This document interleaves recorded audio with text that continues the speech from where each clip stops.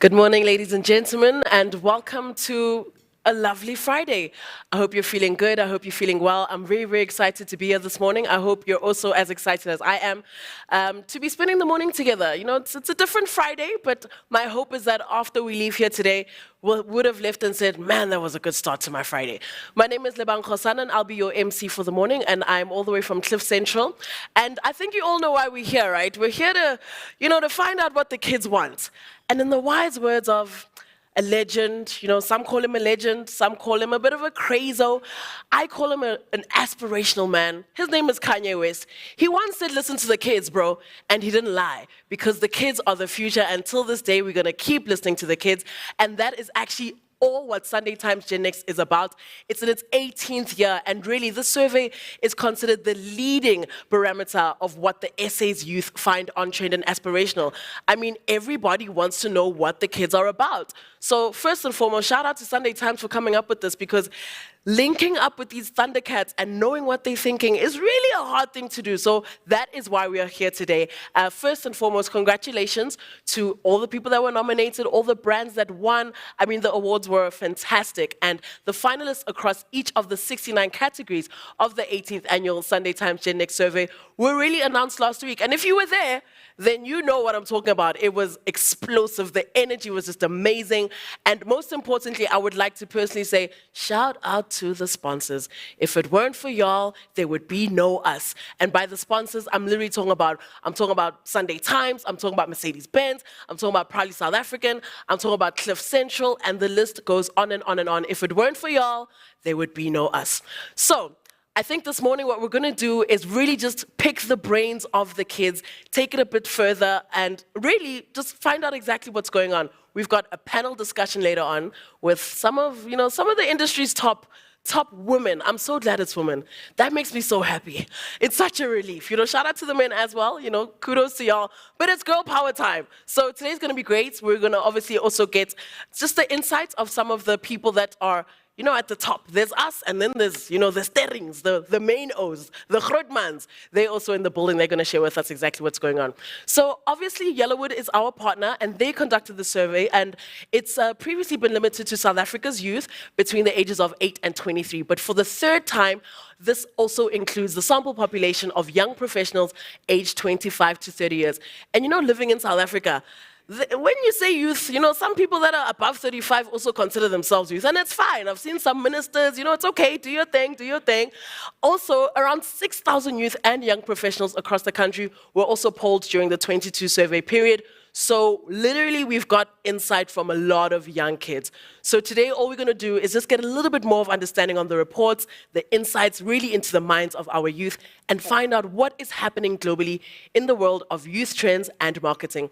So if you are at home right now and you are listening in and you're tuned in, please feel free to use the hashtag #STGenNext. We are here all morning, and also you have to ask your questions in the chat box. We're not going to leave you hanging. If your question is fire, we will ask one of the panelists to respond to it. So make sure you use that hashtag #STGenNext. But without further ado, let me not steal the shine. I'd like to introduce a lovely lady. Her name is Courtney Hoyland, and she is the media and marketing manager right here at Arena Events. Can we give her some hands?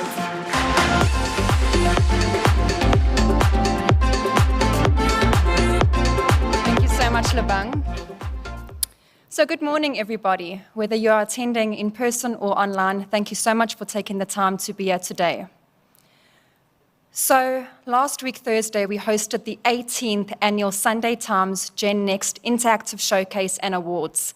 And I must say, from hosting this campaign online for over the past 2 years, it was fantastic to have over 300 youth in one room engaging with the brands they love. So on that note, I want to thank our 2022 partners. Thank you so much for all the time and effort spent in your stands and activations. Thank you for the competitions you ran, the prizes you gave away, the people you brought in to engage with the youth. If any of you attended, you would have seen the smiles from ear to ear. It was really awesome to see. I would also like to congratulate all the brands who featured within the 2022 survey. Whether you placed first or were in top 10, you are clearly doing something right, and we are very excited to see what the next year brings. So today's purpose, as Labang stated, is to gain more insight into the 2022 research survey, but also to have time with our amazing J-Bods. So I hope you all have your questions ready. Thank you.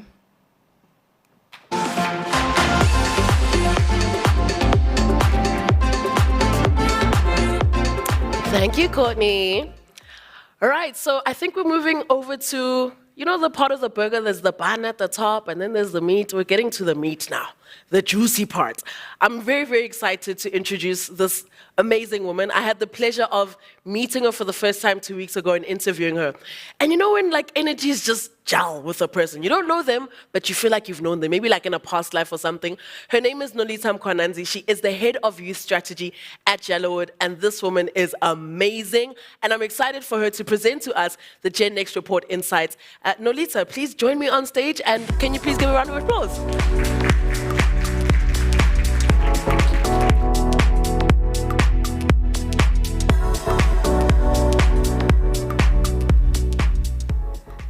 Good morning. Thank you so much for joining us today, and thank you, Lebang, for a warm welcome. Today I'll be presenting to you the GenNext youth behavior results based on our 2020 research. Before we get started, I actually want to make sure and find out from the brand custodians that are in this room whether they are really in touch with what's happening in youth culture. So the first one I want to find out from you, and I hope I get this clicker right. These gentlemen here, which show do you think they're from?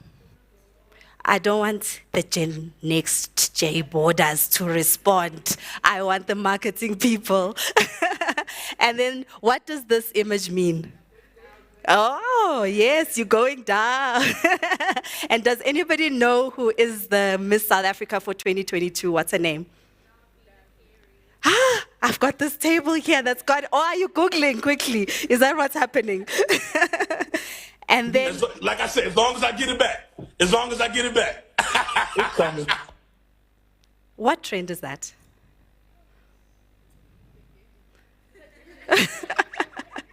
That is the group leader trend, where people are showing how group leaders almost take the credits for some of your work and use it for themselves. That's why he's taking that guy's Nando's and putting it on his plate.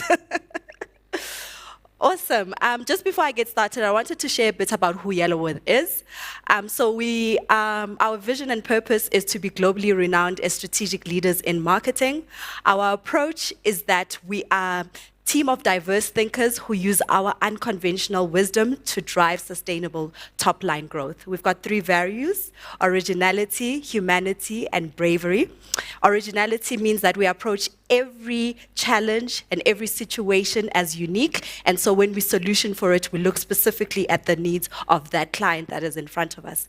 Humanity, all our strategies are at the center of human insights, really understanding what the consumer looks for and trying to create solutions that are based on that. And bravery, we are not afraid to challenge, and we're not afraid to be challenged.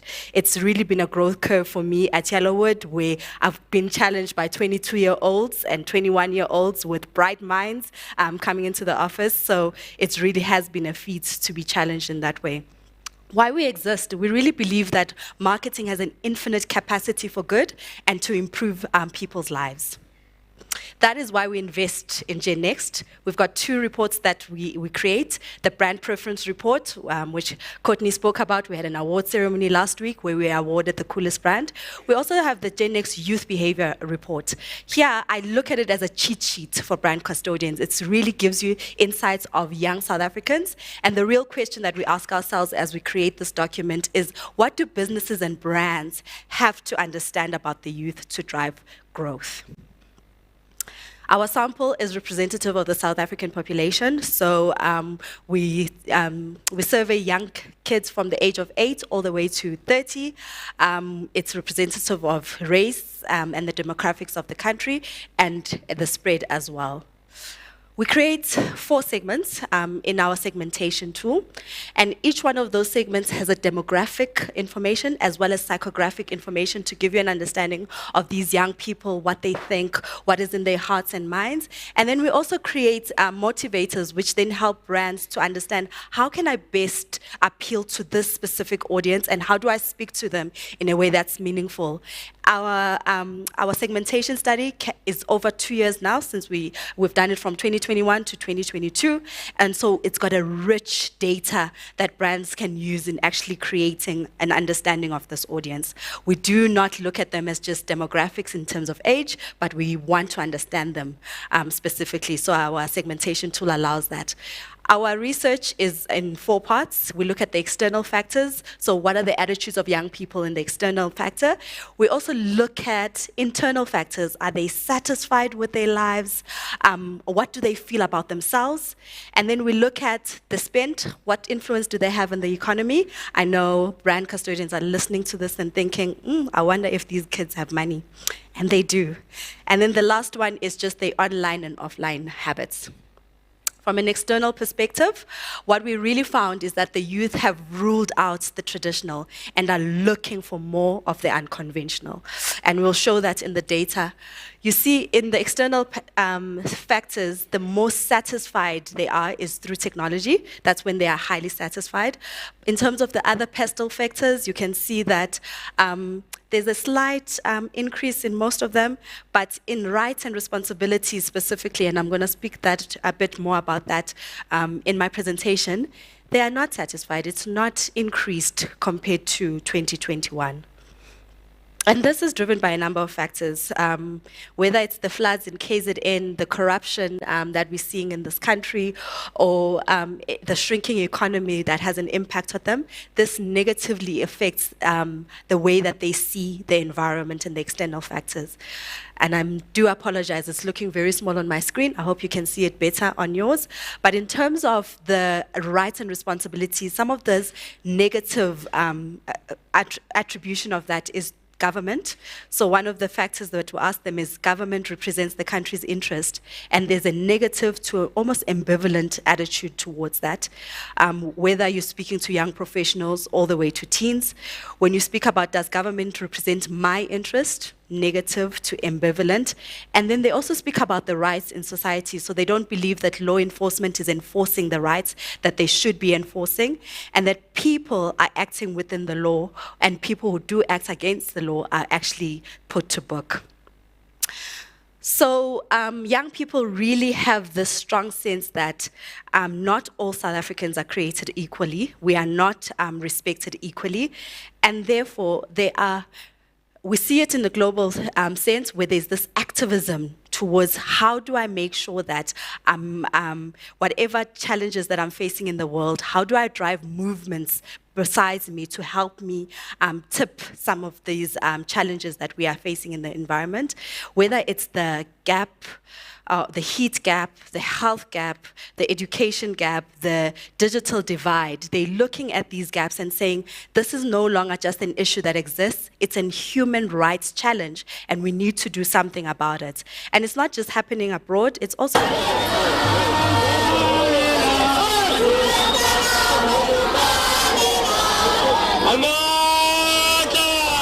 Firstly, we are here to commemorate the martyrs of 1976 and those who laid down their lives to expose the brutality of the apartheid system and to intensify the struggle against apartheid. Secondly, we are here because despite the sacrifices... I'm going to move on because the sound is not that great. In terms of the brands, they're also supporting brands that are doing good and doing some kind of initiative that are helping in some way or form. I like this Lush example where they actually took a body butter and all the proceeds for that, for the sales of that body butter went straight into a different charity that supports grassroots small businesses. Ben & Jerry's is known for activism.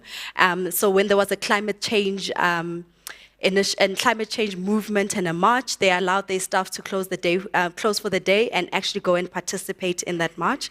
There's also this hashtag takeover, whether it's the Proud Boys hashtag where the let me get it right. GBQT community made sure that they shared different images to speak to what they are proud of, who they are, instead of relying on this bigoted group called the Proud Boys. In terms of this initiative of making sure that they buy and support brands that are doing good. 92% of Gen Z and 90% of millennials who act in support of a brand that does good, they say they will buy a brand that supports good. 79% of shoppers believe brands should work to address societal issues. And 63% of consumers do not believe that brands contribute to a cause. So we've got these young people who are taking matters into their own hands. They're seeing that the reality, the institutions and the individuals that are supposed to support them are not working correctly, and so they are looking for brands that are going to partner with them in order to engage in the issues and matters that they care about and interact with them in a more meaningful way. The next is around self-orientation. And what we see here is that the youth are very optimistic about their ability to pull themselves by their own bootstraps. Because society is not working the way it should, they are now turning towards themselves to say, what can I do? What is within my capability to make sure that I can deliver on what is needed? And we're seeing that self-esteem is the highest riser compared to 2021 to 2022, and even beating belonging, which because of COVID, was quite expected, with them staying at home, being with family. Belonging was quite a big factor in 2021. What's in self-esteem? It's things like, I feel I have an important role to play in society, and we're seeing the larger, the older demographic within our space saying that they really do feel that they have a meaningful role to play in society. I feel respected. I respect myself, I feel confident in who I am. Those are the key attributes that are being driven specifically for this audience. And we're seeing young people actually doing things for themselves, whether it's driving sustainability, whether it's creating societies and conversations about issues that matter to them. They are doing something because institutions are not working out the way they planned. There's this hunger to learn. So whether it's online courses, when I was listening to some of our J-Board Junior Board of Directors videos, they were speaking a lot about how they're learning things through YouTube. So if they're interested in a topic, whether it's a piano lesson or driving even, they look through YouTube to see how they can understand that. A big part of what we think is driving the self-esteem trend is the shift towards TikTok. It's the one platform which allows you to express yourself fully in who you are. It celebrates your imperfections, it celebrates your silliness, and people, the more silly and the more authentic you are, the more you get viral. So we think because young people know that there are platforms that celebrate them as they are, it's driving the shift towards self-esteem. There's also global trends that we're seeing, whether it's body debates where when should you have children? Should you have children? Should you be a vegan? Should I get vaccinated? Those conversations that are happening in mainstream and not just sitting within our private communities are also encouraging young people to actually see themselves differently and see. There's also a drive towards unclass. And this is a celebration of imperfection. You are not going to be perfect. You are not perfect. But we celebrate that because it shows your humanity and who you are.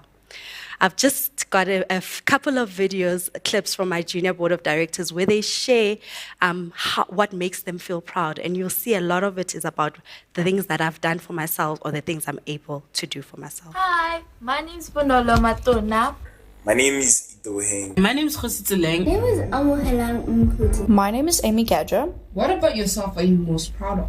I'm most proud of my cooking skills. Proud of being in the Mashinini family. I think what I'm most proud of, is myself as a person. I think I'm proud of myself. I'm proud of my family. I'm proud of, like my education, like the school I go to. I'm really proud of my school. I'm proud of my achievements. I'm proud of my friends. I am really proud of how far I've come as a designer. I'm proud of where I stay. I'm proud of a lot of things. I have gotten where I am today purely because of persistence and consistent self-improvement. And that is one thing that I am proud of myself for. I'm proud that I'm finally trying to get to a stage in my life where I can fall down and try again. I'm proud that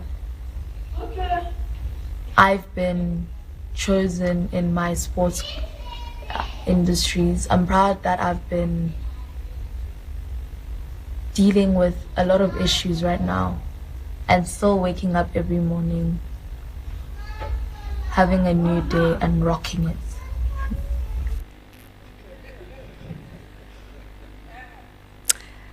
There's also this sense of being comfortable with who you are because you are solely rooted in your community, and so you can show up in the way that you want to show up because your community is supporting you.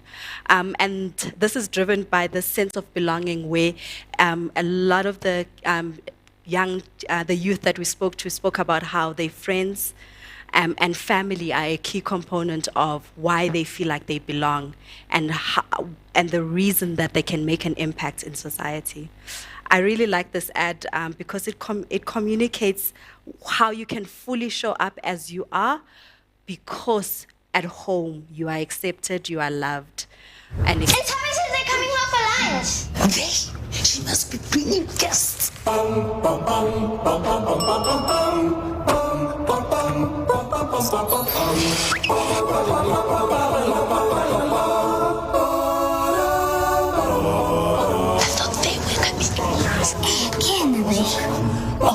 They, him, her, and all are welcome to share a delicious Nando's full chicken and 2 sharing sides. So, mutunyana. And just here, they're proud of who they are and know exactly where and with who they belong. And they have the power to create the narrative. They know this and they own it. In terms of money, we look at youth as an audience that has commercial value today and not just in the future. And the reason for that is because they have 111 billion spending power just in 2021 alone. Yes, this has shrunk from 2020, but it's still a very big number. And the reason for the shrinkage is really the shrinking economy. Electricity, food prices, fuel prices, all going up, that have an impact on the amount of disposable income that their parents have, and therefore amount of money that they can spend on them as well. We also have a young population that are still facing the reality of black tax, whether they're the first graduate in their own family, or whether they have it's the first time they're actually in the professional, in the formal profession. So there is a real need to drive financial literacy so that we can make sure that they are equipped to face the challenges. But they haven't slowed down in shopping. So if you look at the older cohorts, online shopping has increased, and it's driven by that audience. What we're seeing is that money is no longer something that's limited to the bank. There's financial therapists and financial wellness programs that are really geared to helping young people become more financially literate. And this gap between the haves and have-nots is really frustrating for this audience. So what they're doing is really looking for ways to hack the wealth and really drive wealth creation for themselves. And so cryptocurrency is one such an enabler. And I really like this video because it shows cryptocurrency in the day-to-day of an ordinary South African. Just have a look. Oh, it didn't play. It's okay. When we look at their shopping habits, 66% of shoppers say online videos aspire and inform buying decisions, with 90% finding new brands via YouTube. 88% of Gen Z say they want to experience digital retail retailtainment. So I had to ask a lady that I work with, what is this retailtainment that you are talking about? And we're actually speaking about having influencers speak about a product, but because it's so part of natural life that it doesn't feel like somebody's selling to you, like there's a retail store that's selling to you, firstly. And secondly, the ability to purchase on social media is created this rise in this digital experience. So they're cracking the code and really looking for ways to build generational wealth. And some of them have these aspirations of doing it before they're 30.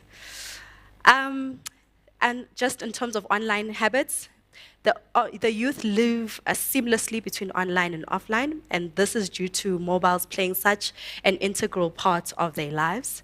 67% of our samples say they have a smartphone. 53% say they have access to internet in some form, and then 41% say that they spend 4 hours or more online.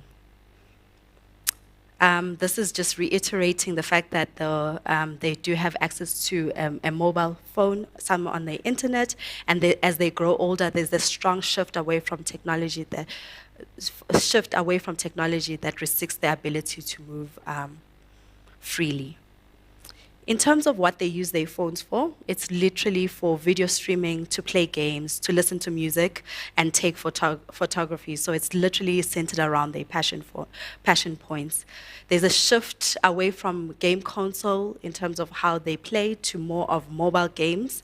And we know that Fortnite is even now launching a mobile game version as a result of taking part in this trend. WhatsApp is used daily with the older group in terms of young professionals and young adults moving to spending more time on Facebook, Twitter, and Instagram, while the younger audiences, which is teens and tweens, spending more time on TikTok and Snapchat. They have the biggest influence in tech for their parents, so if you want somebody to buy your specific technology, speak to a young person so that they can tell their parents to go and get it. That's what I'm going to tell you from that slide.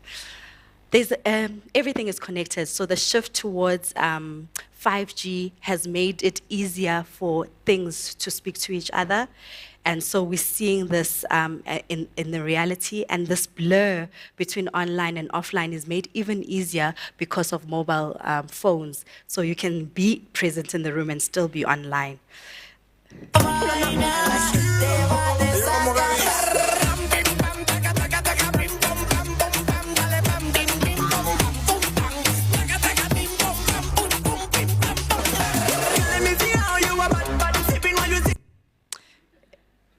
It's this 5G connectivity, this ability to move so quickly and connect things quickly, that's making it easy to roll out and driving this everything being connected.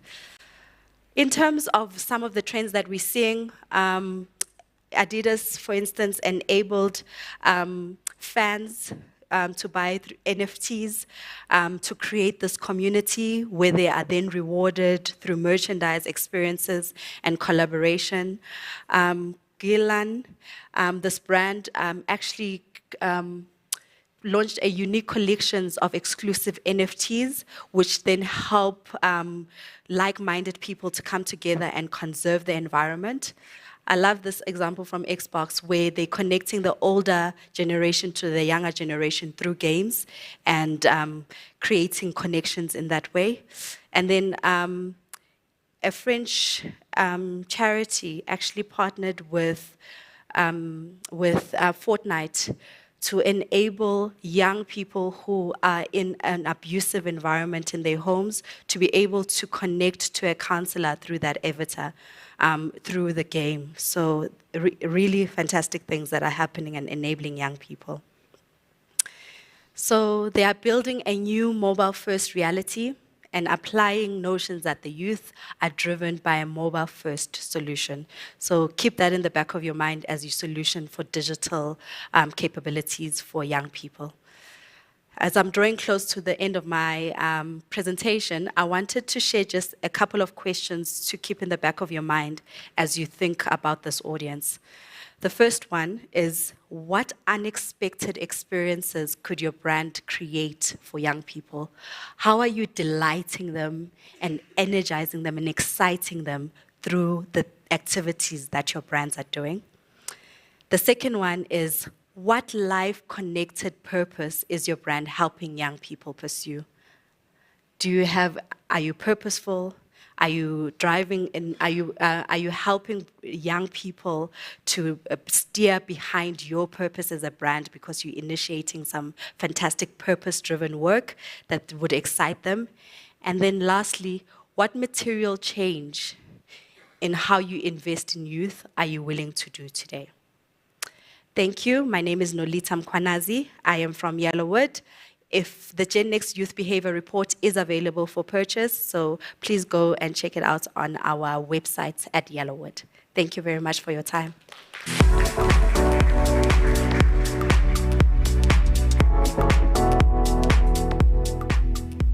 Sure. I don't know about you, but that was very touching. I know we worry a lot about the future and we wonder, where's the world going? Everything is going downhill. But I think these kids I think they'll be okay. I'm starting to believe that actually, let's not worry too much. These kids, they've got this. You know, they are so, their minds are open. Their minds are open. And it's just so nice to know that they're already thinking on that level. For some of us, it took us a while to get that confident and, that sure about ourselves. These kids are just born with it. So they'll be okay. Thank you so much, Nolita. That was amazing. That was very lovely. I would like to introduce our next speaker, who is actually not even in the country. We are all living vicariously through this man. His name is Peter Curry, and he's actually the Chief Creative Officer at TBWA Hunt Lascaris. And he's in Amsterdam, so luckily for him, the lights are on the whole time, I'm sure.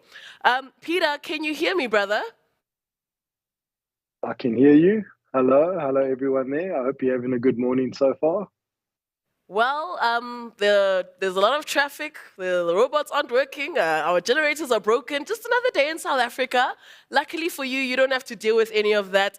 Peter, you're obviously about to share the Global Insights report with all of our viewers and listeners at home, as well as all the lovely people that are joining us live right here today. Just a reminder for you at home, please do conversate with us. Use the hashtag #STGenNext, because what you're about to hear is going to be mind-blowing. I know you're going to have questions. Do not be shy to pop those questions into the chat box. And of course, Peter will answer if he is willing to give us a little bit of that Amsterdam energy. So without further ado, Peter, thank you so much, and take it away. Thank you so much. Cool. I'm going to share my screen. Yeah, so I've been in Amsterdam actually over the last week or so. I'm actually working on an Adidas project at the moment, looking at repositioning them from now, probably for the next 5 years. A lot of insights, very, very specific stuff towards this target market, especially Gen Z.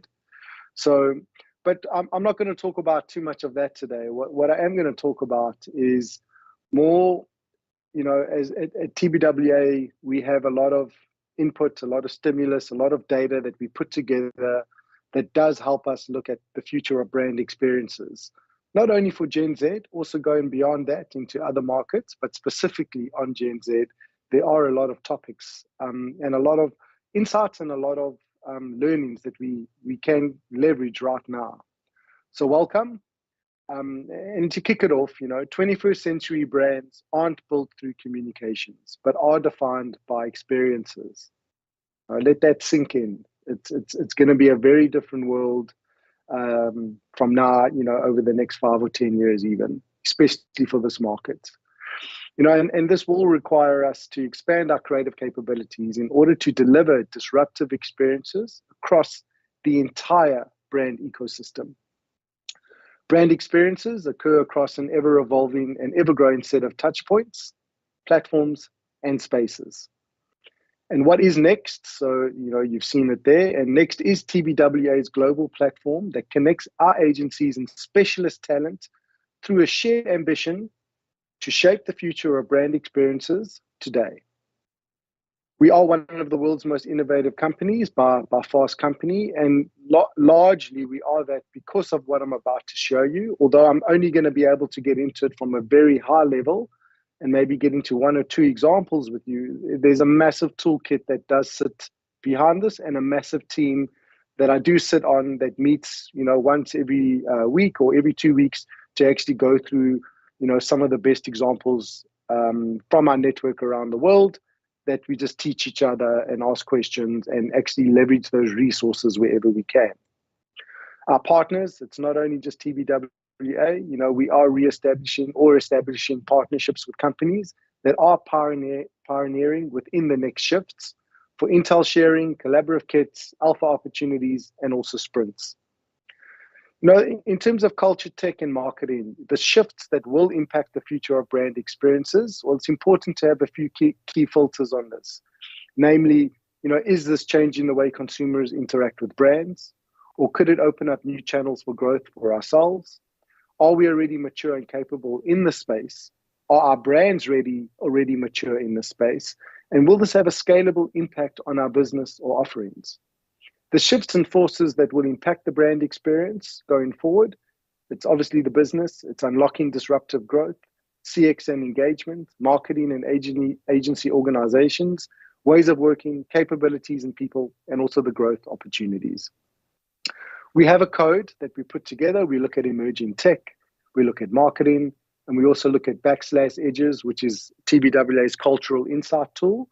We use insights and packaging from all of this to give us what you're looking at right now, where we actually combine them into very specific spaces where we can go very deep into and unpack where the world is going, but also not only where it's going, where it currently is as well.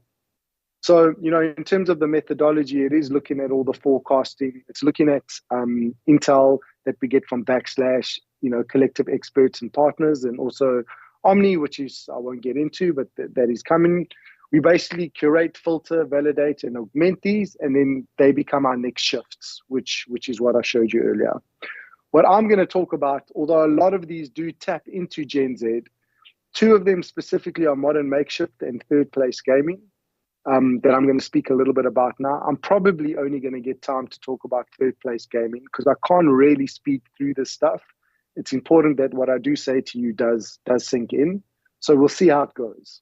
Okay, cool. So in terms of third place gaming, gaming has become a mainstream third place, allowing us to expand our creative canvas and challenge the rules of reality. And as much as what I'm showing you here is more from a global point of view, it does affect a South African and African audience to a big extent, maybe not to the full extent that it does the rest of the world, but it's only a matter of time. Third place gaming is a shift from gaming as an activity we do for entertainment to a place that we spend our time socializing in.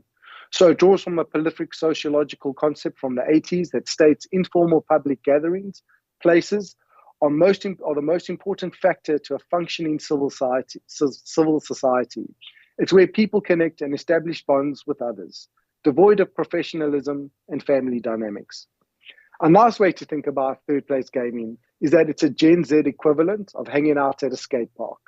You do it not just for the adrenaline of the aerobatic kicks, but the community of your fellow unwashed and spot-ridden mates. Some industry insiders refer to Fortnite as a combination of Netflix, Starbucks, and paintball. What is it and why does it matter? Well, most of us are stuck in a narrow mindset of gaming as a form of entertainment. And these are global stats. 78% of the online population play games. The fastest growing audience is actually 55 to 64-year-olds. Who would have thought that? Gamers spend about 8.5 hours each week playing games, which is an increase of 15% since 2020. And when we look at third place gaming, it's a fundamental shift in the way we consider experiences for our brands. So moving from a form of entertainment to building communities, to driving purpose and business impact. It's an accepted industry truth that Fortnite is so much more than just a game. It's as much a watering hole to meet people and hang out as it is an arena for epic battles. So Fortnite is extremely difficult for new players to learn. because of the sheer amount of in-game freedom. You know, the game ripples out from the groups of friends who show their friends, who then show their friends.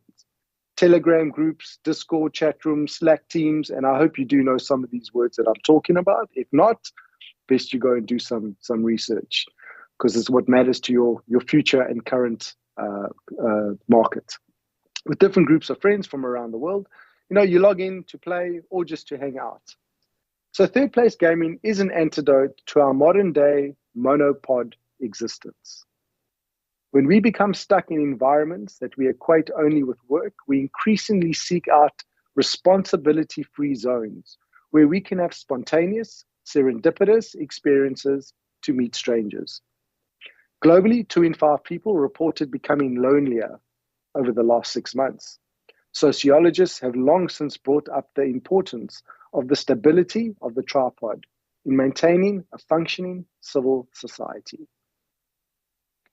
The meteoric rise of streaming services is being challenged by Gen Z and their changing media habits. Gaming strength in social experiences will make it harder for video entertainment to be better. Someone might prefer watching Netflix over, but not when your friends are playing, which is increasingly likely for multiplayer games according to Metcalfe's law. And Metcalfe's law, in case you don't know, which is a dangerously influential idea from the internet boom. Just another Metcalfe's day. law states that the value of a telco network is proportional to the square of the number of connected users of the system. Netflix famously claimed in 2018 that it competes with and loses to Fortnite more than HBO. 3 years later, Netflix has officially entered gaming. Playing video games is now Gen Z's newest favorite social activity, while social media, TV, and movies come last. It's a big change, right, from the generation that came before them. Third place gaming will be one of the first places where the lines between gaming and digital life will blur before it disappears altogether. Even the lexicon to do with gaming is changing. Roblox, and if any of you have kids, you will know that they all want to do is play this game, recently removed the word game from its platforms and replaced it with experiences. And you can see from the CEO here, the term experiences is consistent with how we've evolved our technology to reflect our realization of the metaverse. To be a disruptor, we must embrace three key features: customization, immersion, and socialization. And let me get into a little bit of detail on some of these for you. It responds to 3 higher order human needs better than any other form of consumer social media we're familiar with. So in terms of customization and self-expression, video game monetization models are shifting to virtual goods that enable self-expression. So in-game purchase as a percentage of total gaming revenue has increased from 20% to 75% in the last 10 years. That is a massive shift. And it could hit 95% by 2025. So if you look at some of these examples, like bragging rights or virtual heartbeats or digital twins, I'll go into 1 or 2 of them here. So for Fortnite, for example, leading the direct-to-avatar economy. So Fortnite updates almost at a daily pace with at least 1 new item in the global store every day. Users can customize their skins, weapons, emotes, stickers, and access for bragging rights. The environment and spaces around them can be constantly modified to increase social capital and stoke a sense of competitiveness and freedom. For co-branded items, brands share a percentage of the sale with the platform or the developer. If we look at Aglet under virtual heartbeats, it's where people spend thousands of dollars on sneakers that don't even really exist yet. So Aglet is a free-to-play mobile shopping game that combines virtual, social, and physical gameplay to reimagine the future of commerce. Aglet's virtual sneaker, Aglet 1, is about to go into production in real life because of a popular demand from the players. The founder started with a goal to give hypebeasts a chance to collect virtual versions of their physical objects of desire and win points to buy the gear they want. It grew to become a showcase for brands to discover new design talent to help launch their careers. RTKFT Studio, so it's an NFT startup turned metaverse fashion leader. 63% of gamers say they would spend more if virtual goods had real life value or could be traded or sold, and 64% say they would also play more often. Digital sneaker brand RTFKT Studios generated $3.1 million of sales in just 7 minutes of auction on NFT marketplace Nifty Gateway, with each digital sneaker coming twinned with a physical version, giving brands opportunities to optimize their supply chain by selling a digital version of the product while the consumer waits for the physical one. The next Nike is an inverted Nike. I think what's going to happen is you're going to have young kids on Roblox designing stuff in virtual environments, and it'll pop there. And you'll have Nike or Adidas manufacturing it from there. In terms of socialization, in the sense of belonging, so outside of gaming and in mass culture, we're seeing a pendulum swing back to interest-based online connections. So as seen through the rise of platforms like Clubhouse, Lunch Club, TikTok, Discord, and Twitch, we're seeing people wanting to forge relationships based on shared interest rather than convenience like Facebook or Instagram. So some examples here, it's talking to strangers, hanging with strangers, or even couch co-ops with friends. So if we look at Twitch, for example, and it's just chatting, even though it's a massive video platform, influencers on the just chatting category are more conversational and provide more opportunities untethered to gameplay. Viewership for every top game has fluctuated, but just chatting is the only category to consistently maintain an upward momentum.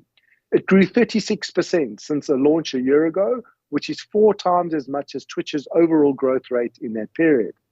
If we go to Hanging with Strangers and we look at Garena Free Fire, they've got training grounds. So C recently launched a training ground for players to meet and hang out in Garena Free Fire, the most popular battle royale mobile game in the world, and a quarter of their users spend time in this new place. In terms of Parsec, online multiplayer games require people to own the same games and have compatible platforms, which can be a problem.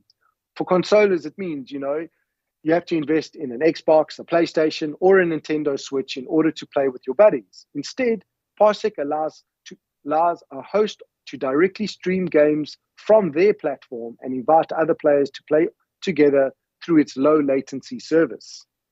So you can see how much 5G is also going to become important in the future. The killer feature is simply getting together with your friends to have great social experiences like going outdoors for a walk. That's more fun than just sitting on a couch and talking. Going into immersion and a sense of place, while most social networks focus on consuming one-way content, games allow for deep immersion. Games, because of their sensorial immersive environments, serve as a better venue for shared experiences. It's unique in that it gives us a venue for community life, social interaction, and creativity all at the same time. So if we look at some examples of this, from analog sensibilities to branded experiences, and when Tetris gets tingly. So let's look at the garden path when cottagecore becomes a game. So touted as a wholesale Animal Crossing meets Studio Ghibli experience, the garden path is a hand-illustrated slice-of-life simulation game about bringing a garden back to life. The entire game is cottagecore vibes brought to life with players passing the time, planting flowers, meeting new characters, and restoring gardens to attract new visitors. Designed to be a tranquil experience, the gentle ambience of the game is reinforced with illustrated visuals and soothing gameplay atmosphere. In terms of SK1-2, Sweet City, so SK2 built a full suite branded experience hosted inside a mini virtual world inspired by the streets of Tokyo, where visitors could interact with the sights, the sounds, and senses of Shibuya Crossing and Tokyo Towers online.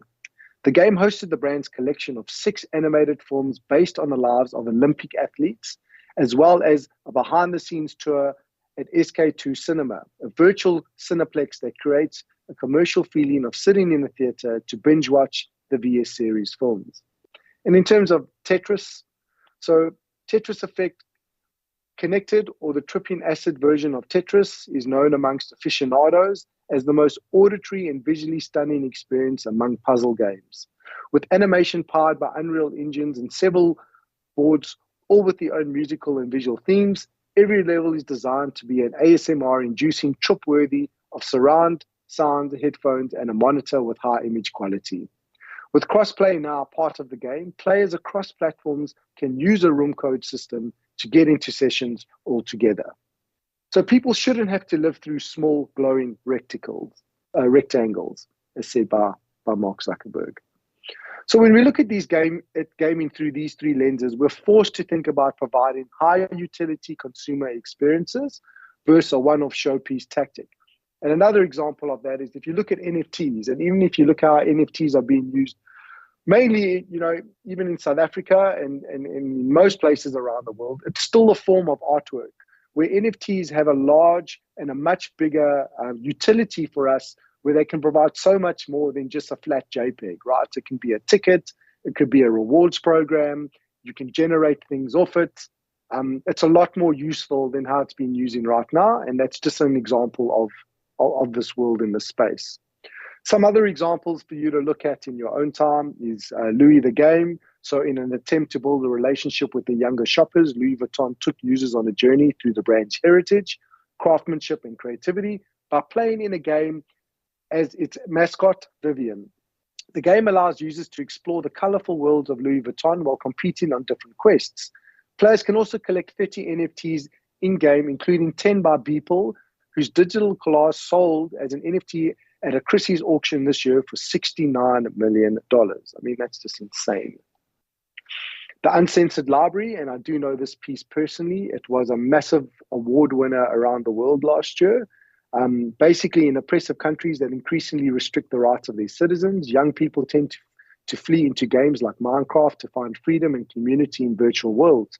Leveraging the online world's IP flexibility and Minecraft's world-building strengths, Reporters Without Borders built a virtual library in Minecraft, giving gamers access to censored books and articles from countries like Egypt, Mexico, Russia, and China. The library can also be downloaded as an offline map and stored on a decentralized blockchain cloud storage, making it impossible to hack. Once downloaded, each map can be re-uploaded, allowing the library to spread and multiply. Users can interact with the library's content by collecting, sharing, and writing their own books in the game. This is the last example I'm going to take you through and before I finish up, but Zepeto times CU, so arguably the most popular retail brand amongst Korean Gen Z. Convenience store chain CU, owned and operated by BGF Retail, recently partnered with metaverse game Zepeto to open its first official metaverse convenience store inside the game's Hangang Park map. The Zepeto times CU Hangang convenience store is stocked with virtual replicas of CU customers' all-time favorite snack brands, has a rooftop decorated with chairs and cafe tables to enjoy CU's trademark instant roast coffee brand GET while enjoying the Hangang view. And on the first floor are tables and stations to eat instant noodles and fellow Zepeto avatar friends. So, really, as a collective goal for all of us, it's really to help brands get ahead of the metaverse curve. We must begin experimenting within gaming worlds. We must push the boundaries of reality while providing deep social utility before it's too late. And that is my time. So unfortunately, I'm not going to be able to go into modern makeshift today. But if any of you are interested in that, please contact Nolita and she can share my details with you. And I'm more than happy to come and share a whole bunch more stuff with you if you're interested. Thanks very much, everyone.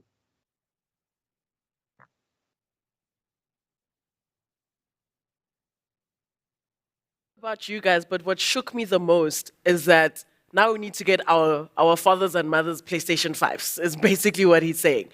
Literally, the digital age is here, and it's no longer a thing of, we'll catch up with the curve. The curve, I think we're already late, is what he's saying. We're already late, and if you've got kids, then Roblox will be a trigger for you, because the amount of money that gets spent on helmets and swords and whatnot, and it's crazy. When I was young, I just wanted, a dress. These kids aren't interested in an actual dress they can hold in their hands. They want to be cool online because that is their identity. And honestly, Peter has just unpacked all of that for us so beautifully. So I hope you guys were were as shook as I am. I'm literally sitting and I'm like, yo, it's really happening. It's really happening. And we can't avoid it. We can't avoid it. So I guess the idea is just to take it as it comes and move forward with it. So this part of the event is my favorite part because we're going to start the panel discussions. And I'm excited to introduce the panelists. I did say earlier that it's like girl power vibes. We're pushing the right energy today. So I'd like to introduce our first panelist. Her name is Vuyo Henda. She is the Chief Marketing Officer at Spur. And if you are a proudly South African person, then you have had a Spur rib at some point in your life. Can we please put our hands together for Vuyo?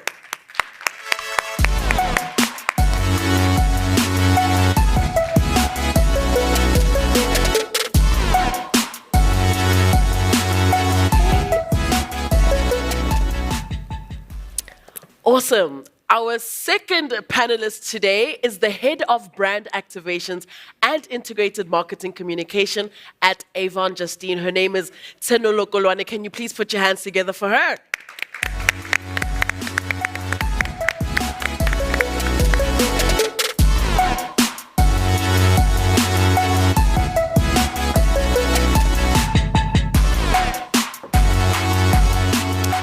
Alrighty, last but definitely not least, I would like to introduce Ntombi Zamasala Hlope. She is the Strategy Director at Yellowwood. Can we give her a round of applause?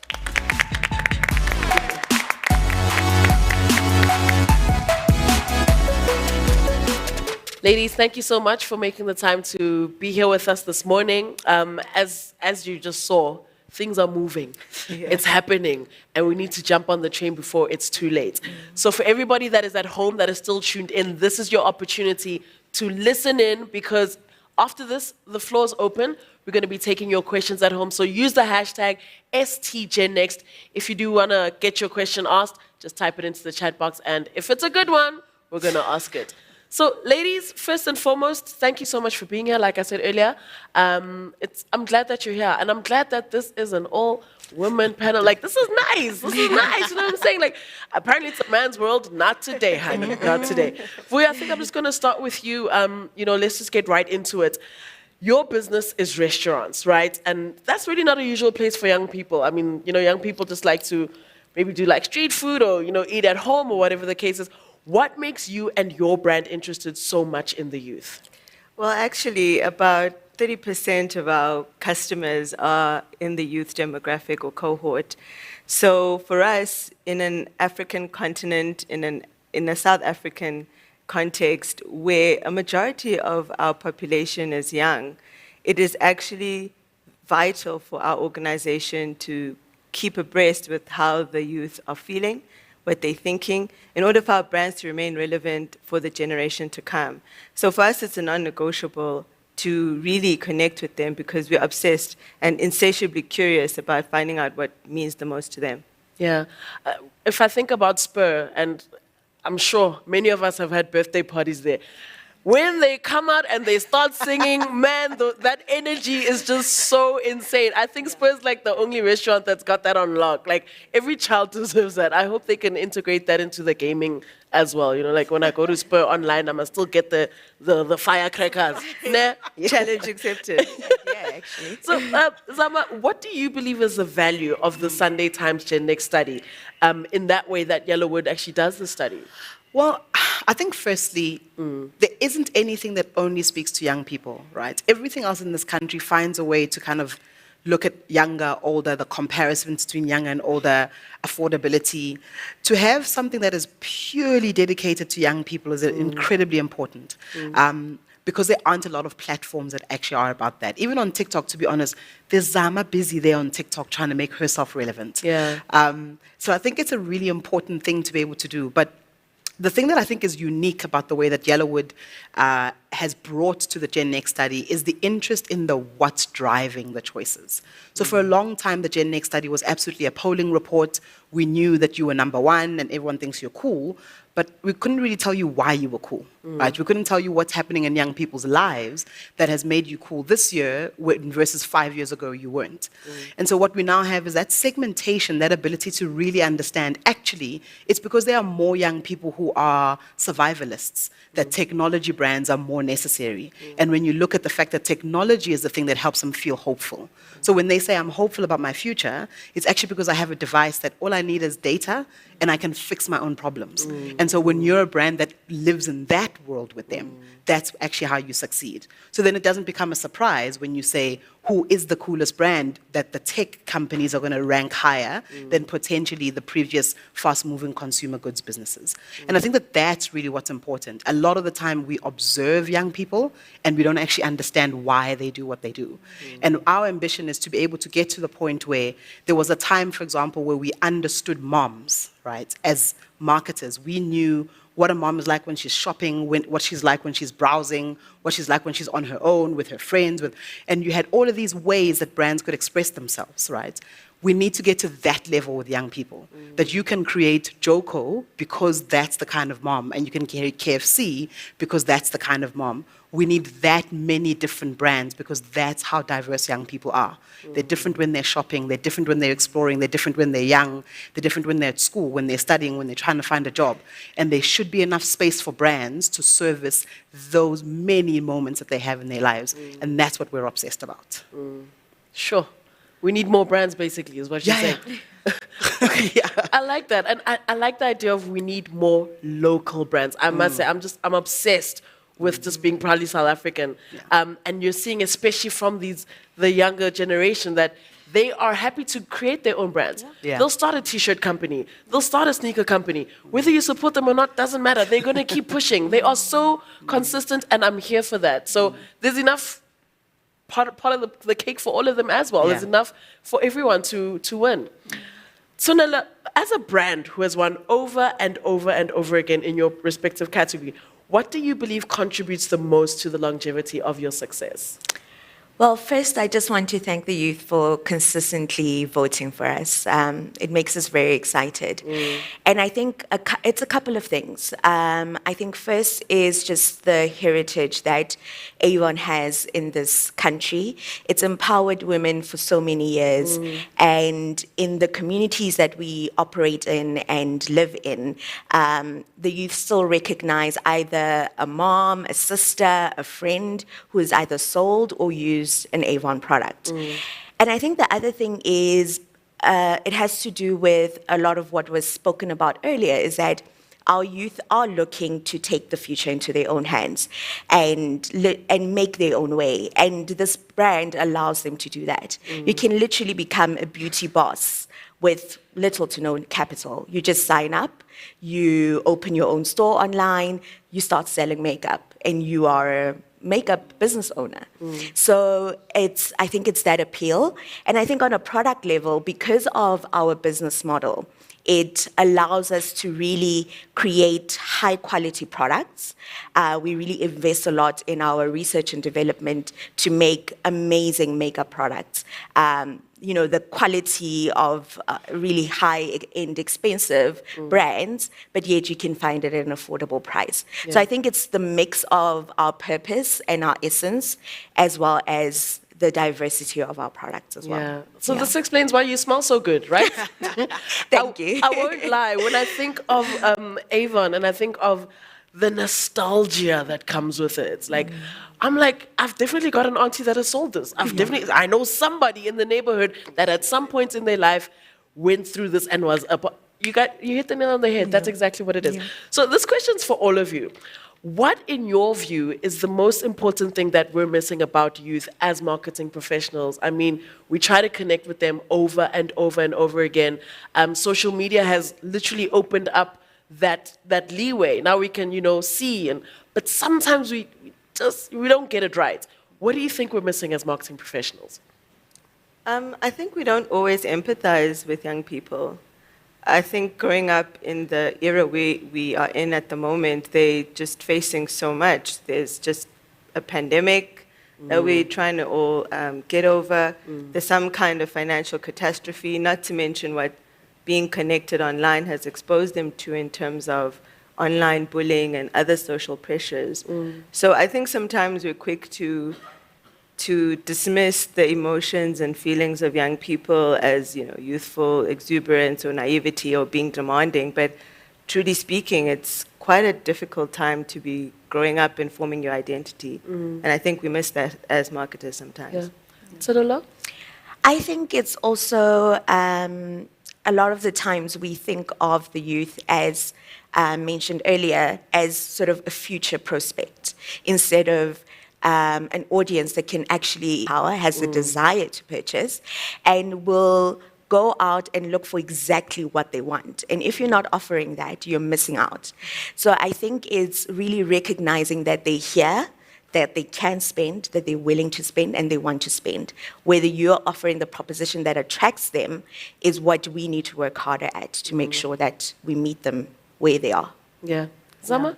It's hard to add on to those points, but I think the biggest thing we miss is that we're lazy. Oof. Honestly, it's really that simple. If you look at Nike, Nike was built as a business that obsessed about the athlete, right? They looked at, there's an athlete who requires a shoe because they run long distance. There's one who requires one because they are a basketballer.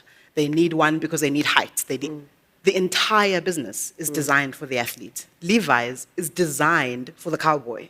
They went and created a denim for a cowboy. The rest of us just caught on. We were like, oh, those look great. Your butt looks great in them. And so then it was never designed for me, right? But the point is that there are very few of us who actually solve problems for young people. We should be in a hyper-innovation cycle. We should be destroying products that are no longer useful, right? And that's effectively what technology does. If the platform's no longer working, they get rid of it and they build a new one. Snapchat disappeared, TikTok came. And I think we're just lazy. We almost think that the theory of marketing, the model of marketing is going to attract young people. People are people. If you're not solving their problems, they're not going to come to you. They're going to go to the person who is or solve the problem themselves. So when you're sitting there and you're on the outside of the trend, it's because you are not in with what I'm talking about.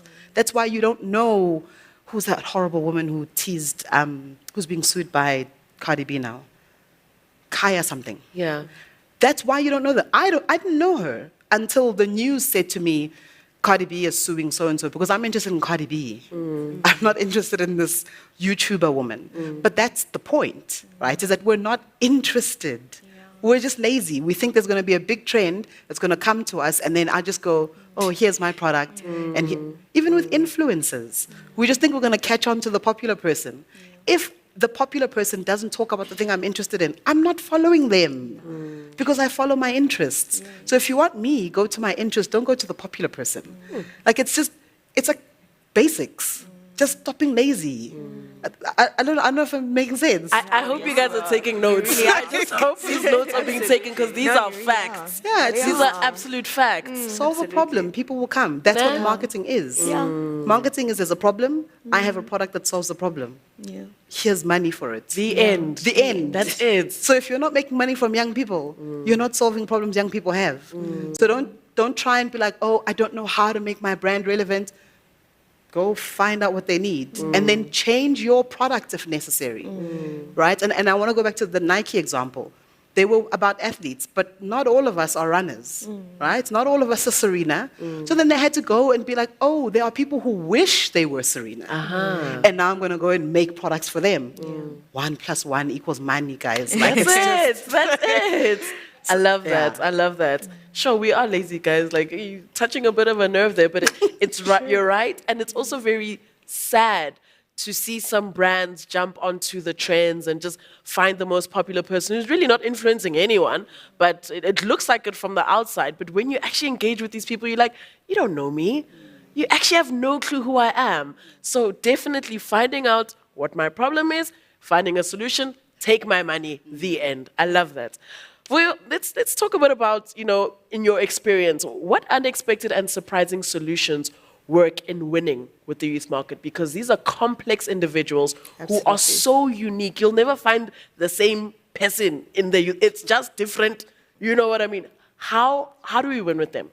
Well, an interesting theme has come up today around giving young people the ability to shape their own destinies and take their lives into their own hands. So that, for me, speaks to the theme of personalization and moving away from cookie-cutter approaches.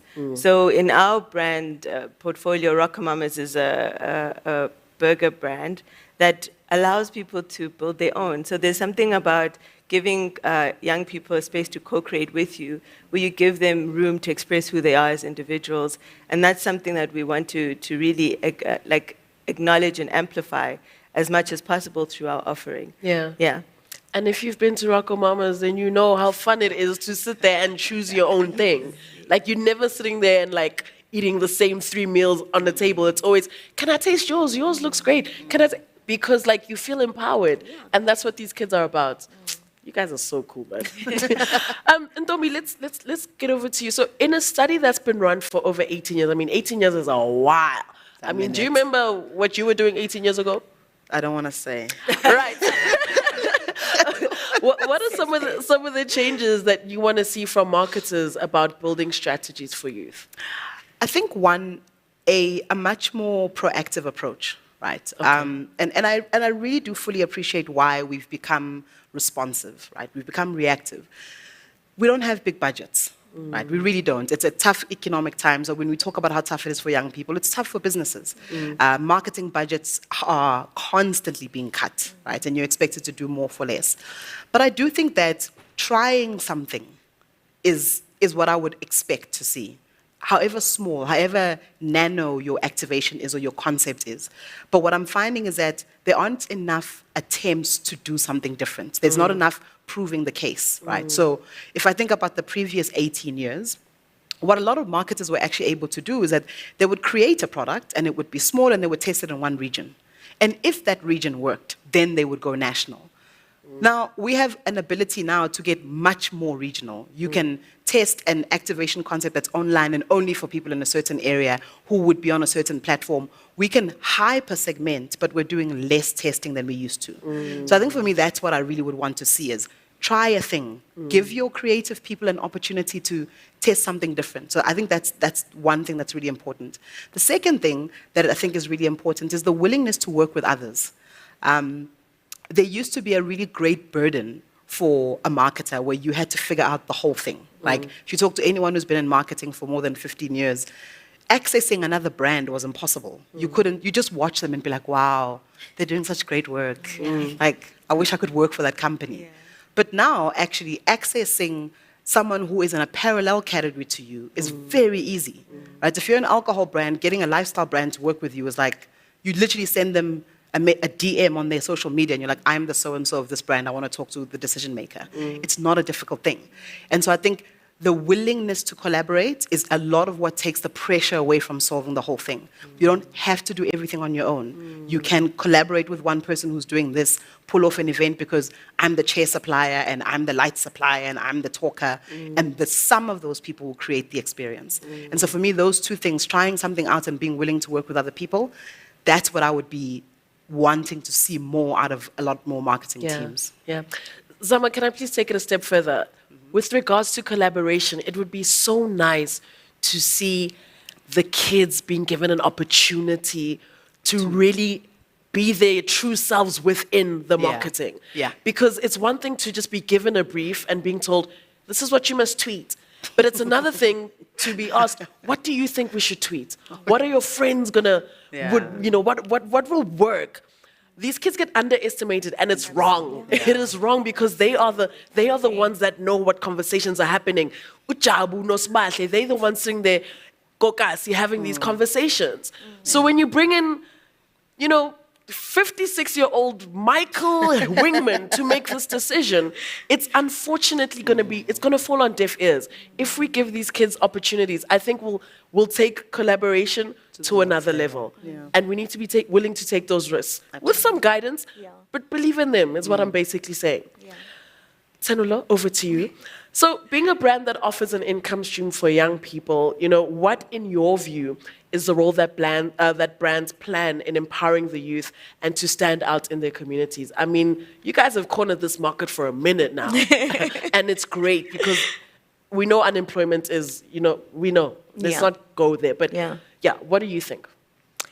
I think it's important for brands to really not sort of, what the word I'm looking for is not sort of just speak, but to actually act. Yeah. Because there's a lot of lip service, right? There's a lot. I remember coming across a LinkedIn article saying that companies are going to do a mental health day. And I'm like, we need to take it a step further. Let's understand what's creating the toxicity in the workplace in the first place. So it's like always going a step further to understand what is the problem you're trying to solve. Just like Zama has said earlier on, really understand what is that pain point. Yeah. And a lot of times we try to ignore it as brands because it's difficult. It's difficult to solve those issues. Even for us, it was very difficult to make sure that we have the right technology to be able to enable people to run their businesses digitally. But we had to push because it is at this essence and the core of what we do. And once you make it the essence and core of what you do, then, everything else becomes geared towards that. Yeah. Yeah. I mean, we live in South Africa. Our problems are many. Yeah. It's hard to have these conversations. No one wants to really talk about GBV. No one wants to talk about corruption. No one wants to talk about a lot of things. But we have to. We cannot ignore them, is ultimately what we're saying. Yeah. And it's the responsibility of the brands to start these conversations. If you don't, they're going to be like, what's your opinion on this? Why are you guys so quiet? And then you'll be forced to say something. So instead of waiting for them to ask, rather say something first. Rather have your opinion, get it out there. This is how we feel. We're going to do something. We're not just saying we're going to do something, but we're actually going to do something. I think it'll really make a difference. Yeah. I just want to add on that. I think one of the things, it's enough to be afraid that you're going to be asked what you think. What we should really be afraid of is that we won't be needed in the conversation. Because that's really the truth, right? Is that if you're not helping people do something, when it's become big and you now want to be a part of it, guys, you get cancelled. Literally, no thank you. Yeah. You were not there when this When we problem needed actually needed solving. Exactly. And I think that that's the way that we've got to look at it, is we can look at size of opportunity. We look at gaming, right? We sit there and we go, whoa, gaming is so big. Guys, there's going to come a time where young people are going to go, no, thank you. We actually don't want your sponsorships. We don't want your branding. We're not going to integrate your story into who we are. We're good because this world now works for us. And I think that that's the way that you've got to look at it. It's the opportunity cost of markets you will lose. We're past the point of you're going to be challenged for your opinion. It's okay, we are opinionated enough ourselves. Yeah, for sure. We don't actually need another person with their perspective and their report. What we need is people who are there to fix the problem. And if you don't fix it, when the problem is fixed, you are not invited. And I think that that's the way that we've got to be looking at this. It's just the money is on the table only for so long. Yeah. It's like playing Squid Game. Time's running out. And if you're not in, hide. You're just going to be watching being the brand who used to be. Yeah. Right? Like it's like Kodak. They used to be the brand. Nokia used to be the brand. BlackBerry used to be the brand. They're not on the list anymore. And I think that that's what we've got to realize is the thing about this polling is that the brands who are cool now, some of them weren't on the list, some of them do not exist anymore. And that's the thing that we forget about trending the polling, is that if you take a step back, there are brands that don't exist, let alone the fact that they're not popular or they're not in the top 10. They're just not around anymore. And I think that's what we have to remember, that it's not a given that you're on the list. It really isn't a given. Just because you polled in 2022 doesn't mean you're going to make it in 2023. For sure. And that lack of relevance is what actually eventually means you don't have money, your business shuts down, and someone else comes in to take that. I say this again, I hope you guys are taking notes. I hope you guys are taking notes, because this is straight fire. If you get your 15 minutes of fame, take it and run with it, because really tomorrow there'll be somebody younger, and by somebody I'm referring to brands, younger, fresher, cooler, hotter, all of that. So write this down, write this down. One more thing to Bill, because I'm feeling compelled coming out of what the someone spirit, said. It's got me.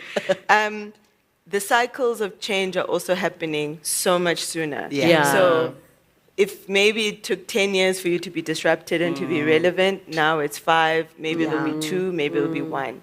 So the importance of keeping close to what people want and need and what problems they need solved is so important, because you'll be surprised at how irrelevant your views are tomorrow. 100%, 100%.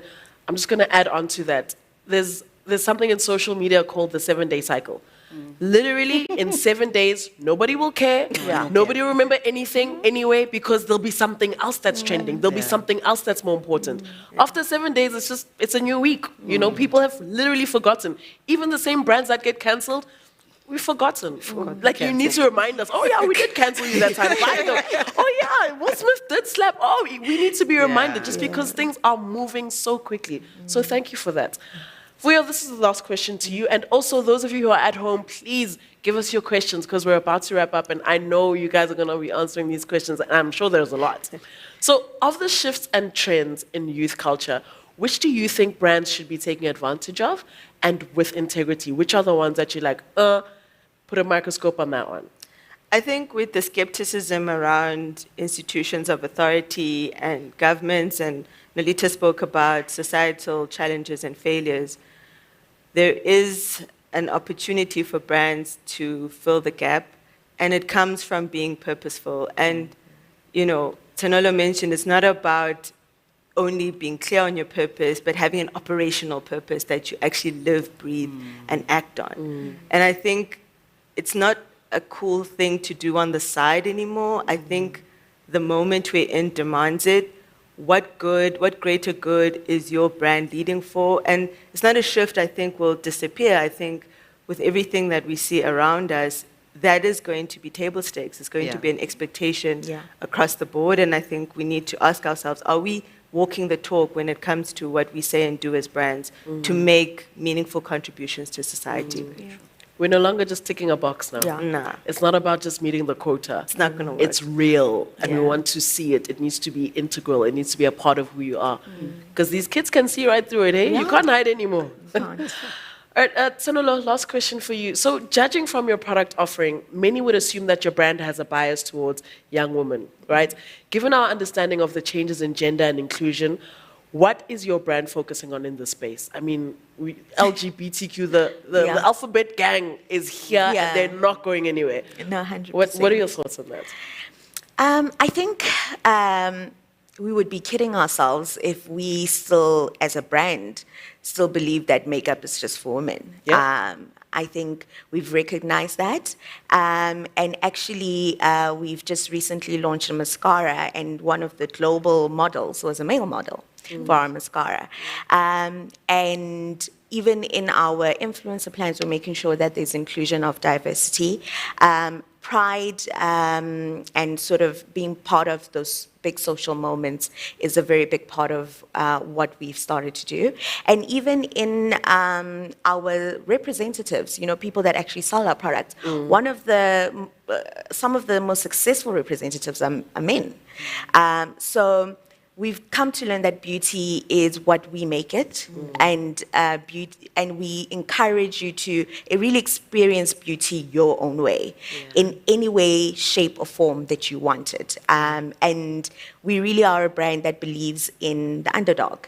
You know, the people that have been counted out, the people that, because sometimes we are an underdog a little bit, you know, people really don't expect Avon to be such, you know, when they experience our products, to be like, oh my gosh, your lipsticks are really amazing.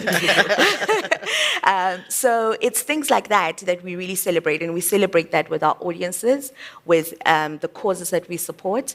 But yeah, it's really it's become part of our essence as well. That's dope. That's dope. So there's going to be a range, a them, they, basically.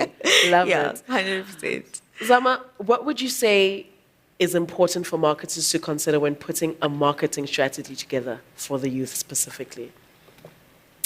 That's about solving problems. If you're not clear about what problem alcohol solves for young people, don't bother. Like, just don't bother. Because you don't have that guiding principle. You don't have that, this is the limits that I go to as a brand, this is where I am needed as a brand. I think just going back to that principle of not just what is the commercial opportunity for the brand, but what is the problem that people have. And I think it's Andy Rice who says this, and I swear, I think one of these good days I'm going to tattoo it on my body.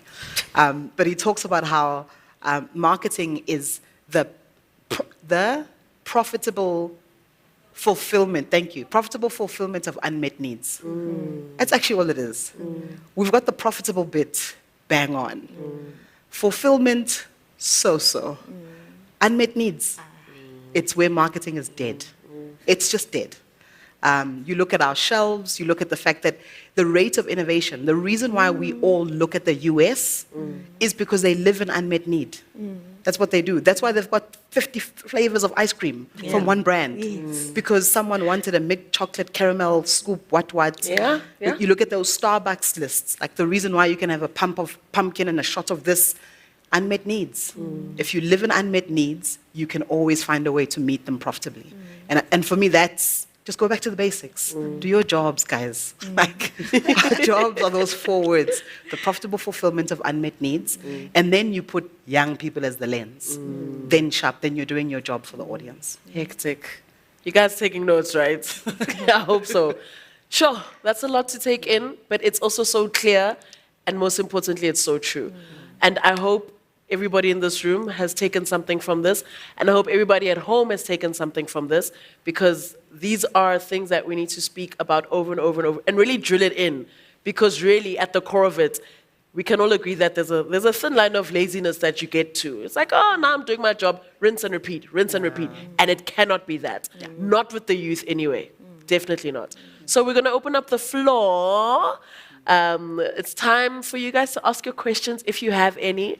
And ladies, thank you so much, first and foremost, for giving us a bit of yourself. I think let's give them a round of applause for being here. And then if anybody on the floor would like to ask a question, this is your chance. Put your hand up. We will bring a microphone to you. Look at us already solving things. We'll bring the microphone to you. And then you can ask any of our panelists any question. And also anybody at home, if you'd like to ask some questions, it's your chance.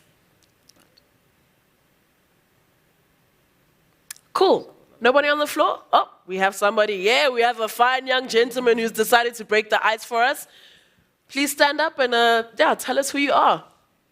Good morning. My name is Ntumi, and I'm from PepsiCo, South Africa. I think the question is directed at you, Vuyo. I just wanted to understand just around Spur, and how has Spur managed to stay so relevant for so long? What's the magic? What's the recipe? You know, I really want to understand, because yeah, I still go there for the people to come sing for me on my birthday. So I just want to really understand. Yeah, thank you. Thanks for that question. I think Spur was started in 1967, so it makes the brand about 55 years. It was started at a time where kids weren't allowed in restaurants. It was also one of the first restaurants to allow all races to come into the space. And at Spur, we're really obsessed about that customer experience and journey. The people who work on the brand have an incredible pride and love for it, and they're not satisfied unless the consumers or customers in the restaurants are happy, and that includes our franchisees as well. And I think what's important is always wanting to make sure that throughout that journey, as soon as someone walks into the store, when they sit down, how they're served, and even to how they get the bill, all of those moments are important to us. They matter, and we want to make people feel like they're at home. And I think, yeah, it's just a beautiful thing to be consistent, because I think that's what the brand has been. Everyone has a Spur memory. Everyone has had an experience of either playing at a Spur or growing up and taking their own kids to a Spur. And there's this beautiful circle that the brand can complete for its people. And I think that's what's really added a special touch. But we have to continuously reinvent ourselves as well. So the team isn't resting on nostalgia. It's also working to move with the times and keep up that service ethos in terms of the people that we bring into our brand. It's time to get some PlayStation 5s up in the Spurs. Do we have any other questions on the floor? We have another question. Awesome. Good morning, everyone. My name is Buibelo from FNB. And my question to any of the panelists is around influencers. So I think the use of influencers remains quite a big debate for marketers, how we use them, when we use them. So I just really want to hear your thoughts in terms of considering where marketing is, where we're going, and how the youth responds online. What is your take on the future of using influencers and the right way to do it? Thanks. Zama, do you want to lead with this one? So I think, firstly, there's no way that influencers are going anywhere. Right? I think what is clear is that as a part of the toolkit that marketers have, we have to think differently about what we are doing. So I always say to everyone that the world's first true influencer and remaining influencer is Michael Jordan. Right? They built the Air Jordan brand on that man. The entire thing, the concept, the shoe, the branding, the iconic logo, everything is built on one man. So when you're asking about the value of an influencer, I say, look at the $50 billion business, and then ask me if there's a use for an influencer. I think what you have to ask yourself is, are you choosing the right person for your business model? Right. So if you're not winning with influencers, if you don't have a Michael Jordan, it's because you don't have an Air Jordan. You don't have a product that is necessary for that person represents in totality. And I think if you look at an example, a very close example, is the difference between, and this is not a criticism on any individual, but if you look at the difference between Revlon and Bonang and B&G and Bonang. B&G is a brand. It didn't exist before Bonang. They made it. But the idea of a sparkling champagne is Bonang. It's the very essence of who she is. Yeah. So of course it's going to work, right? It's just, sometimes we make things harder on ourselves because we just don't go back to, what do I want from this person? Oh, I want the very spirit that they embody. Okay, fine. I'm going to make a product that embodies the spirit of who this person is. We want, please will you hashtag Zama. No. Michael Jordan today could tweet and be like, guys, I buy cognac. Okay. We don't care what you drink. Yeah. We care about who you are. We care about your essence. We care about your beliefs. That's what people buy into. And it's part of the reason why, even if you look at the basketballers after him, there's a reason why LeBron is not the influencer that Michael Jordan is. Because there's no product. There's nothing that we've been able to hold on to. Sure, they've got bigger earnings and all of that. But I think that, again, if you just go back to what we need is the people who have the discipline to go, this is the thing I need to distill from this person. And when I've distilled who they are and I've distilled the product that I have and I match those two things, profitable fulfillment of unmet needs. We're waiting for our Michael Jordan, guys. Give us Michael. That's how I'd look at it. And if I may contribute as well, Zama, I also think understanding your own values is key and playing a long game. I think sometimes we go, you know, in and out quickly, let's jump on a wagon. No, I think what relationships and affiliations do you want to build over time? I think that's a different way of thinking about the influencer marketing space. And I also challenge to them as well, because sometimes they dilute their own essence by not being discerning. And so I think the concept of missing out sometimes is useful in that conversation is, actually, that's not my lane. This is what I want to cultivate, and I'm willing to invest time in doing that. Yeah. And if I can just add to that as well, I think there's a lot of value in co-creation. I think a lot of the times, like we said earlier, you'd give a brief, say X, Y, and Z. But that influencer, if it's the right one, will understand their audience. They know what their audience likes, and they will understand that they know when the audience can see that they're not being genuine. And therefore, you need to give them the space to push back and say, I don't agree with this brief. I don't think my audience will resonate with this. A lot of the times we don't want to hear it. We just want to say, you do X, you do the hashtag, and that's done. But the co-creation, and especially on platforms like TikTok, is so important. When you give them a framework and you just like, you do use your creative, because they're creatives, you use your creativity and bring this brand to life. And it's absolutely magic what they can do. Yeah. Awesome. Thank you. Thank you so much for answering that question, because that one it's a big hot topic.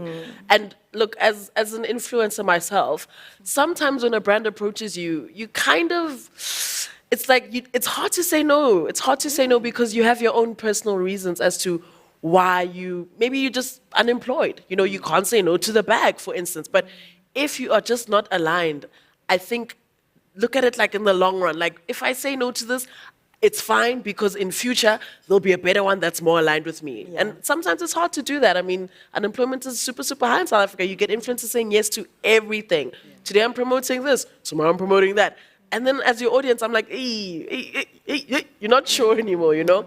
But thank you for the clarity on that. Cool, I think let's go to the live questions from our viewers online. This is obviously for you guys. So the first one is, how do you connect with the youth to cultivate and foster brand affinity and loyalty in an age of eroded attention? My goodness. Take a moment and think about it. Because this is the information age. Every 3 minutes, there's something new. We're consuming so much. So how do you become the one that we focus on? Sure. I love No, because I'm just remembering what Zama said. Yeah. Zama said it very eloquently and simply. Solve a problem, they will seek you out. Yeah. So the chase for attention means that you're not providing true utility, you're not adding value. You don't need to tell me when things are important to me where to find them. I will research, I will speak to people, I will get what I need to get when I need to get it. Yeah. And that's the energy that you get from people when you're doing something meaningful to them, for them, I mean. So I think it's easy to want to be everywhere, but I think you need to meet people where they are, definitely, but add value and question whether this communication, this activation, whatever I'm doing and saying actually is helping solve a problem. And I think then you won't need to stress about are people into what I'm doing. Yeah. The other thing about eroded attention is I always look to Twitter. And Twitter did something that we all talk about, but we don't actually respond to, right? So, and bear with me a bit. So there's a Zulu expression that says, ingane ngakhali ifele embelekweni, right? Which basically means a child that doesn't cry will die on their mother's back, right? And the reason why that saying is so important is because, one, of course a mother cares about their child, right? But when I've got you on my back, like, we're sorted now. You're quiet, I'm good, I'm moving. You have to now tap me on the shoulder and be like, hey, I'm hungry. Hey, so that I can change my focus. We literally are living in an age where consumers are going, excuse me, hello, hi, and we ignore. We're horrible parents. These are not bad children. They are wailing, right? And Twitter listened. Guys, there are not enough characters. We have more things to say. I mean, 140. We have more things to say. And Twitter users said it, and then Twitter was like, okay, fine. And they increased it, and their usage shot up. Because we were clear, here's the thing we now need. You're getting this bit right. Please will you just give us a little bit more characters and add a thread. Threads are now how we actually communicate everything. It was such a simple thing. Had they not done it, I promise you Twitter would not be the platform anymore. Because eventually people would have just been like, I've got more to say, but I don't want to say it on Facebook, and I don't want to. That's what you do. It's not eroded attention. It's stubbornness and not listening. People are not eroded in their attention. They are allocating their attention to the people who listen. You are not listening. And I think that that's just what we actually all have to have the humility of is, if people are not paying attention to you, it's because you're not listening to them. Because believe me, K-pop dramas have all the attention. Like, Netflix has all, they even asked me, are you still watching? Because I'm going to keep broadcasting. I'm going to check if you're still watching. For sure. So sometimes it's really simple discipline of the way to keep someone's attention is to keep feeding their attention. And that's how you do it. And that's how you build brand affinity. It's just, the difference is that now, instead of having to come and say, this is where all the information is and you audience come to me, the audience is hosting the party and you have to be like, can I join this conversation? Absolutely. And I think if you just remember that. Think of Twitter's characters and the threads, and you think of K-pop and Netflix, you'll probably figure out how to handle eroded attention. Yeah. Damn. Bars today. Yeah. All right, this is going to be the last question. This one is from Jane, and she's asking, how can small businesses advance Afrocentrism among the youth? Love this question. Good question. Love it. Any of you can take it, by the way. I mean, it is a panel. No pressure. No pressure at all. I have a bit of a controversial view on it. I also have. You go with your view. Well, I'm struggling to understand why we need to advance Afrocentrism, because I think we in Africa and the youth is quite connected with their identity.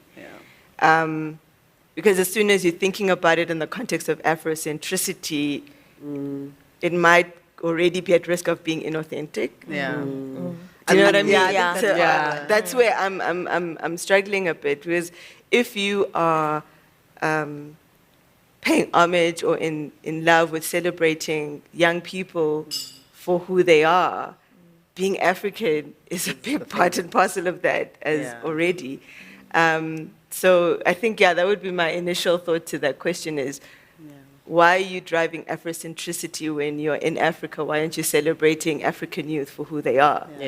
That would be my counter question to that. I don't know what your thoughts were. You and I are on the same thought. I think what probably helps is to go, the best way as a small business is be about your people. Just be about your people. That's it. Like, so if you are, it's like sometimes you look at, like I look at Roots, the butchery. Yeah. Right? Roots is about a butchery in a township. It's not a butchery like any other, right?